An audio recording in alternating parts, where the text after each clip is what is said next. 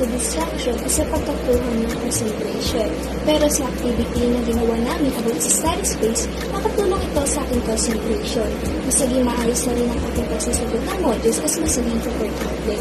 Dahil na rin sa maayos na ilaw, ventilasyon at sa tahimik na lugar, madali ko na rin nakukuha ang aking mga kailangan sa mga gagawin kong modules. Simula na nagka-working space si Ken, mas nakakapag-concentrate siya sa paggawa ng modules niya. Tapos, mas na-maximize niya yung space kasi mas nailalatan niya yung mga gamit niya, katulad ng mga art mats niya, nakakagawa siya ng mga journals.